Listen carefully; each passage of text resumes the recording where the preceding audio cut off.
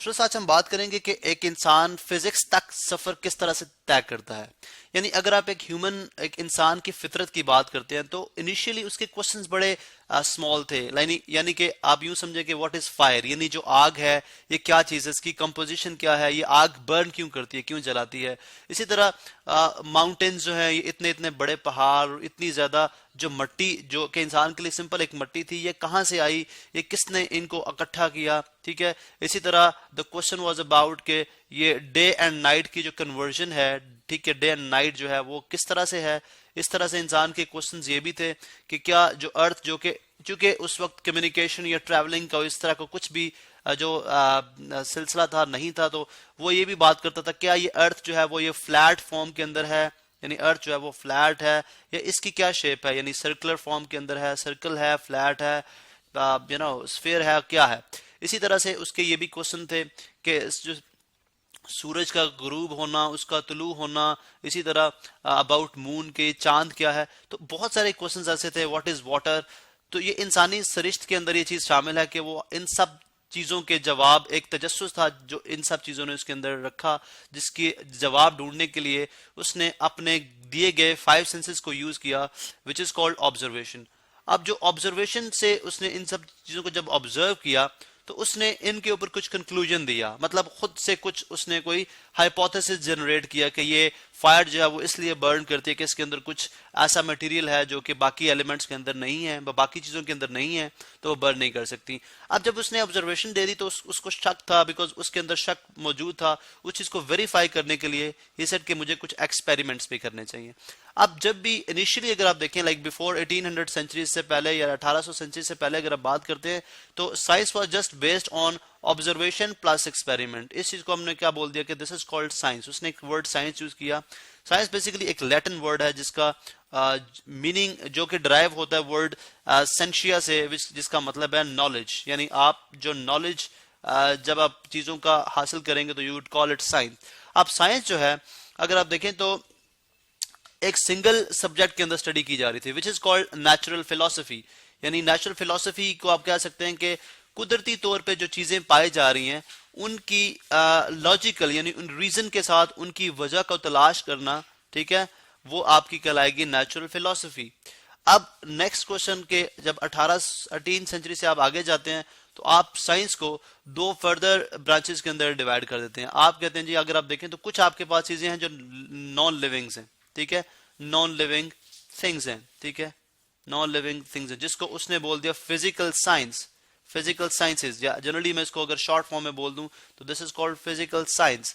और वो चीजें जो आपकी लिविंग थिंग्स हैं, जो कि मूव कर सकती हैं या जो कि ग्रो कर सकती हैं, ठीक है, लिविंग थिंग्स, उसको उसने नेम दे दिया, this is called biological sciences. Living things को हम जनरली एक टर्म के अंदर लिखें तो वो क्या कहलाएंगी, बायोलॉजिकल साइंसेज। अब फिर अगर आप देखें बायोलॉजिकल, मैं स्पेलिंग देख लूं, बायोलॉजिकल साइंसेज, ठीक है। इसी तरह से अगर आप देखें तो नेक्स्ट इससे जो फिजिकल साइंसेज है वो 18 या 19 सेंचुरी में अगर आप बात करते हैं तो ये फर्दर इसकी डिवीजन होती है। स्टार्ट में अगर आप बात करते हैं तो हम यूं कहते हैं जी कि फिजिकल साइंस जो है फिर डिवाइड हो जाती है आपकी 2 फर्दर या डिफरेंट ब्रांचेस के अंदर, जिसमें आप फिजिक्स की बात करते हैं, ठीक है, जिसमें आप केमिस्ट्री की बात करते हैं, केमिस्ट्री के चीज़ों की केमिस्ट्री क्या है, जिसमें आप बात करते हैं एस्ट्रोनॉमी की बात करते हैं, ठीक है, अबाउट लाइक प्लैनेट्स वगैरह, एस्ट्रोनॉमी की बात करते हैं। इसी तरह आप इसमें बात करेंगे जियोलॉजी की, यानी अबाउट अर्थ, जमीन से रिलेटेड। इसी तरह आपकी जो फिजिकल साइंसेज है उनकी डिफरेंट ब्रांचेस आई।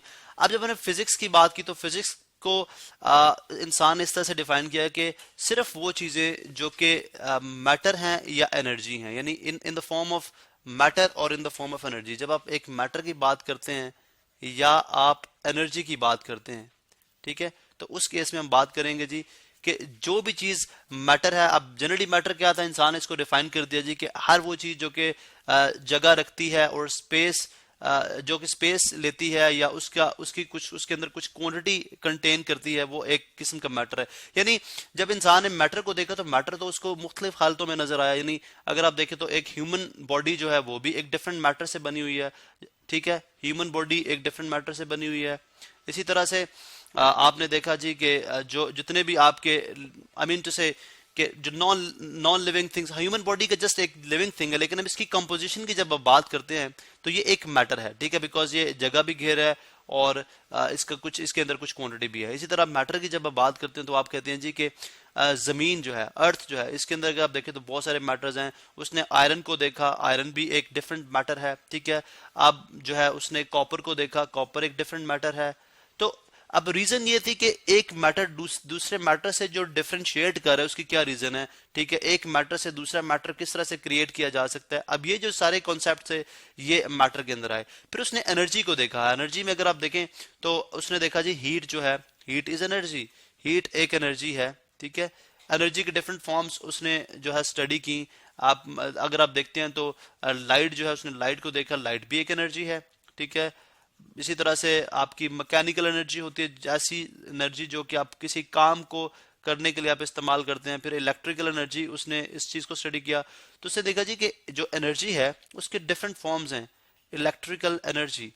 उसके बाद एक इंसान जो है ये तो इंडिविजुअली हम देख लें कि what is matter and what is energy. फिर इनकी इंटर कन्वर्जन पे भी देखा, उसने देखा कि मैटर और एनर्जी का क्या रिलेशन है, क्योंकि आज ये बात प्रूफ होती है बिग बैंग थ्योरी के मुताबिक कि इनिशियली जो मैटर और एनर्जी था वो लाइक उनको सेपरेट करना, उनको इंडिविजुअल लेवल पे स्टडी करना वाज डिफिकल्ट। वो बिल्कुल एक इकट्ठे थे, लेकिन बिग बैंग होता है यानी एक धमाका होता है यूनिवर्स के अंदर, तो आपका मैटर जो है वो अलग हो जाता है, एनर्जी जो है वो अलग हो जाती है, ठीक है। और उस वक्त उसके बाद आपका स्पेस क्रिएट हो जाता है, यानी आपका टाइम स्टार्ट होता है, उसके बाद फिर आपका स्पेस क्रिएट होता है। बिकॉज जब मैटर बिखर जाता है पूरी उस स्पेस के अंदर, तो आप यूं बात करते हैं जी कि मैटर एंड एनर्जी जो है वो डिफरेंट हो गया, अलग हो गए, ठीक है। उसके बाद हम नेक्स्ट बात करते हैं जी कि इनकी इंटर कन्वर्जन क्या है, क्योंकि हम यूं बात करते हैं कि अगर ये मैटर और एनर्जी इकट्ठा था तो इसका मतलब ये हुआ कि मैटर को एनर्जी में कन्वर्ट किया जा सकता है, एनर्जी को मैटर में कन्वर्ट किया जा सकता है। ये दोनों इंटर कन्वर्टेबल है, जो कि लेटर ऑन आप देखते हैं कि आजकल की मॉडर्न फिजिक्स के मुताबिक जो आइंस्टाइन की जो फेमस इक्वेशन अक्सर बुक्स के बाहर प्रिंट हुई होती है, E = mc², जिसमें वो E एनर्जी की बात करता है, M फॉर जो है वो मास है, यानी मैटर ही होगा डेफिनेटली, जिस चीज का मास होगा तो हम उसको मैटर ही कहेंगे। C is the speed of light. तो यहां से अगर आप देखें तो एनर्जी इक्वल हो सकती है मैटर के, यानी कन्वर्ट की जा सकती है, अगर उसको c² से मल्टीप्लाई कर दिया जाए, मैटर को कन्वर्ट किया जा सकता है एनर्जी में। तो अब ये जो इंटर कन्वर्जन का थ्रू आउट प्रोसेस है, यानी अगर हम जस्ट एक एग्जांपल लेते हैं, इन केस फॉर एग्जांपल अगर आप जो इलेक्ट्रिसिटी प्रोड्यूस कर रहे हैं, ठीक है, इलेक्ट्रिसिटी आप जो प्रोड्यूस करते हैं, लेट्स सपोज अगर आप एक डैम की बात करते हैं, ठीक है, तो उसके अंदर आप देखें वाटर आपने जो है एक सर्टेन हाइट तक आपने वाटर है, जिसके नीचे आपने यहाँ पे दरवाजे लेट सपोज रखे, जस्ट एक बेसिक सी इंफॉर्मेशन। अब वाटर जो है वो बेसिकली क्या है, एक मैटर है, बिकॉज वाटर के की क्वांटिटी भी है और वो स्पेस भी ऑक्यूपाई कर रहा है। आप यहाँ पे बहुत बड़े टर्बाइंस यानी मैग्नेट्स लगा देते हैं। अब क्या होता है, अगर आप देखें तो वाटर जब यहां से बहुत प्रेशर से निकलते तो मैग्नेट्स को क्या करता है, मूव करता है। अब मैग्नेट्स को जब वो मूव करता है तो उसके अंदर उन्होंने इस तरह से सिस्टम बनाया कि वायर्स प्लेस हैं जिनके अंदर से इलेक्ट्रिकल एनर्जी प्रोड्यूस होती है। अब अगर आप देखें तो मैटर को आप यहाँ पे यूटिलाइज कर रहे हैं, उसके अंदर जो मैटर के अंदर जो एनर्जी मौजूद है उसको यूटिलाइज करके आप उसे इलेक्ट्रिकल एनर्जी बना रहे हैं। अब देखें ये बेसिकली क्या है, सारी फिजिक्स है, इलेक्ट्रिकल एनर्जी, ये सारी क्या है, फिजिक्स है। उसके बाद आप देखते हैं इलेक्ट्रिकल एनर्जी से हम मुख्तलिफ चीजें जो है वो मुख्तलिफ जो है वर्क लेते हैं। फॉर एग्जांपल आपने बल्ब ऑन कर दिया, अब अगर आप देखें बल्ब अगेन मैटर है, तो बल्ब से उस इलेक्ट्रिकल एनर्जी को यूटिलाइज करते हुए आपने जो है वो लाइट भी गेन कर ली। अगर आप बल्ब को थोड़ी देर बाद हीट अप करते हैं, आप हाथ लगाते हैं, तो आप देखते हैं कि वो गर्म हो चुका होता है, यानी वही इलेक्ट्रिकल एनर्जी आप फिर light energy plus heat energy में कन्वर्ट कर रहे होते हैं। तो ये सारी इंटर कन्वर्जन है मैटर की एनर्जी में या एनर्जी की मैटर में या एनर्जी की फिर डिफरेंट फॉर्म्स के अंदर जो इंटर कन्वर्जन है, ये सब जो है वो फिजिक्स के अंदर हम स्टडी करते हैं। तो जनरली हम फिजिक्स को डिफाइन करते हैं जी कि ऐसी ब्रांच जिसके अंदर आप मैटर और एनर्जी और उनके इंटर कन्वर्जन के बारे में स्टडी करते हैं, वो कहलाती है फिजिक्स।